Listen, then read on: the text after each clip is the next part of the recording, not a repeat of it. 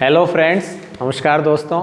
Knowledge for life group में आपका हार्दिक स्वागत है, वेलकम। तो दोस्तों, प्रीवियस वीडियो में आइंस्टीन ने फोटो इलेक्ट्रिक इफेक्ट को इजीली क्लियर करने का पूरा प्रयास किया था, जिसको मैंने आपको समझाया था। फिर तो आज हम इस Einstein explanation for the experimental result of photo electric effect, यानी जो भी आइंस्टीन ने पीछे एक फोटो इलेक्ट्रिक इफेक्ट को प्रोसेस को समझाने के लिए फोटो इलेक्ट्रिक इक्वेशन मेज़र की थी, हमने पीछे प्रीवियस वीडियो में कैलकुलेट की थी।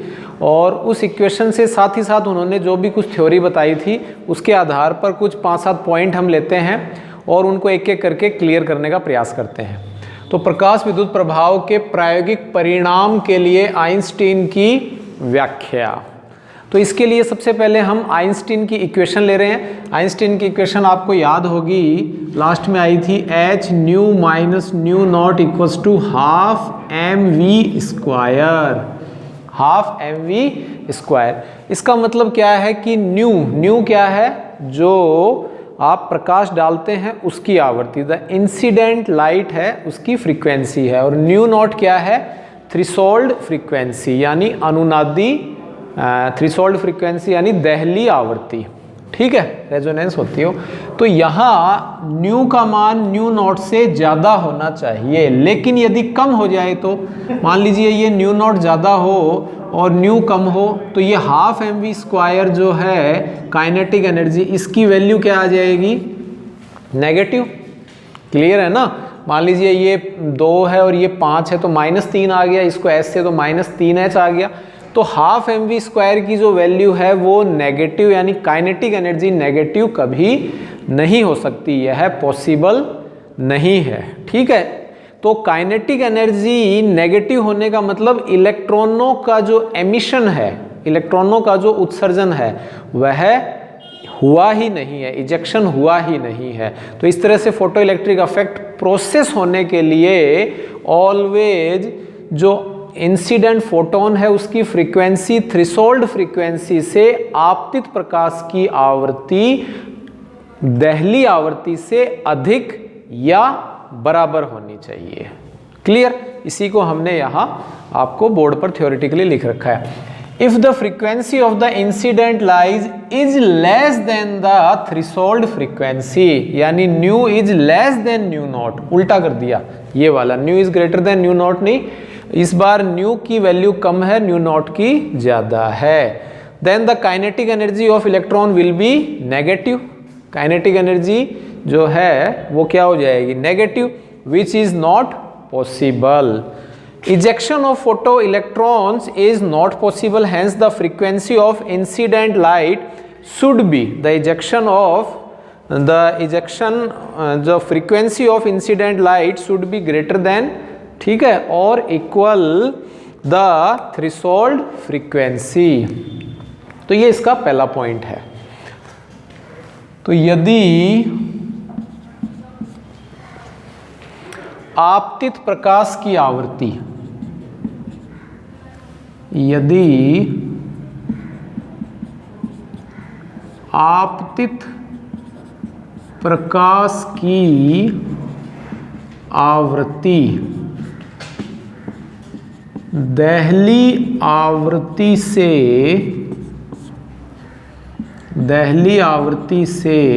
कम हो, अधिक नहीं कम हो, आपतित प्रकाश की आवृत्ति दहली आवृत्ति से कम हो, ये वाली कंडीशन आपको यहां समझा दी गई है। तो गतिज ऊर्जा का मान क्या होगा, ऋणात्मक होता है। गतिज ऊर्जा का मान ऋणात्मक होता है, विच इज नॉट पॉसिबल। तो काइनेटिक एनर्जी है, गतिज ऊर्जा है, वो कभी भी नेगेटिव नहीं होती है, जो कि संभव नहीं है, विच इज नॉट पॉसिबल। तो ejection of photo electrons is not possible. तो फोटो इलेक्ट्रॉन का उत्सर्जन, फोटो इलेक्ट्रॉनों का उत्सर्जन नहीं होता है। फोटो इलेक्ट्रॉनों का उत्सर्जन नहीं होता है। क्लियर? तो फोटो इलेक्ट्रॉनों का जो उत्सर्जन नहीं होगा, तो उत्सर्जन होने के लिए क्या होना चाहिए? उत्सर्जन होने के लिए क्या होना चाहिए दोस्तों? ये हम लिख देंगे, hence is not possible.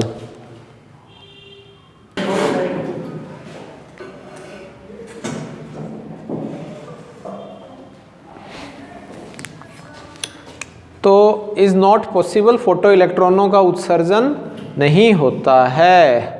Hence the frequency of incident light should B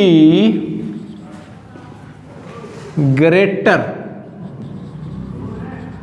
और equal, should be greater or equal to the threshold frequency.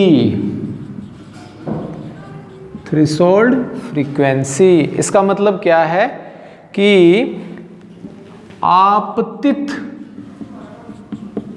प्रकाश की आवृत्ति, आपतित प्रकाश की आवृत्ति, दहली आवृत्ति, दहली आवृत्ति के बराबर या अधिक होनी चाहिए, या अधिक होनी चाहिए। यदि इक्वल होगी तो आई थिंक क्लियर है आपको, न्यू नॉट होगी तो काइनेटिक एनर्जी क्या हो जाएगी? जीरो हो जाएगी। तो काइनेटिक एनर्जी जीरो होने पर भी जो फोटो इलेक्ट्रॉन है उनका इजेक्शन तो हो जाएगा, वो मूव नहीं करेंगे, तेजी से भागेंगे नहीं। ठीक है? और यदि ज़्यादा होगी तो कोई प्रॉब्लम नहीं है, तो काइनेटिक एनर्जी की वैल्यू पॉजिटिव आ जाएगी। ठीक है? तो दोनों ही चीज़ें हैं, बराबर भी हो सकती है, अधिक भी हो सकती है, बट कम नहीं होनी चाहिए। तो ये आपके पहला पॉइंट है, क्लियर हो गया होगा। दूसरा पॉइंट हम दोस्तों ये ले रहे हैं कि kinetic energy ejected photo electrons depend upon the frequency of the incident photon. Clear है?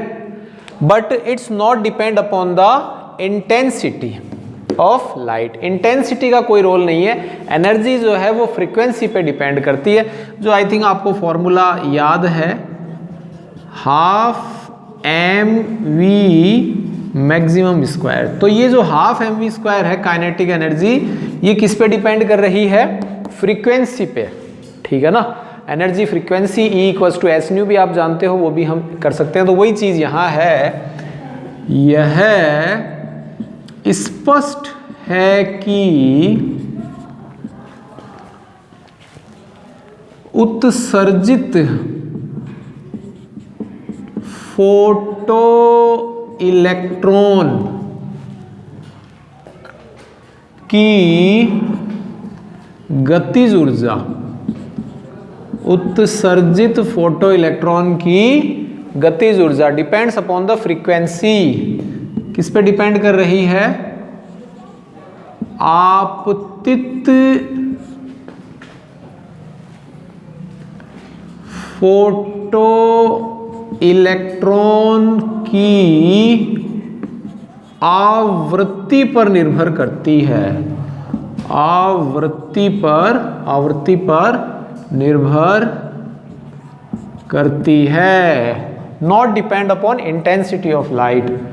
प्रकाश की तीव्रता पर नहीं, प्रकाश की तीव्रता पर नहीं करती। हाँ तो दोस्तों ये दो पॉइंट आपको आसानी से क्लियर हो गए होंगे।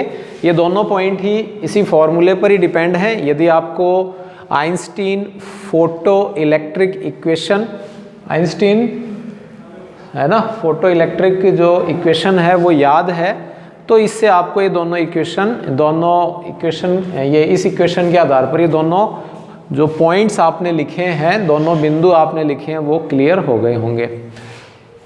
नेक्स्ट जो 2 पॉइंट हम और पढ़ेंगे वो नेक्स्ट वीडियो में क्लियर कर लेंगे, ठीक है। तब तक खुश रहिए। Thanks for watching.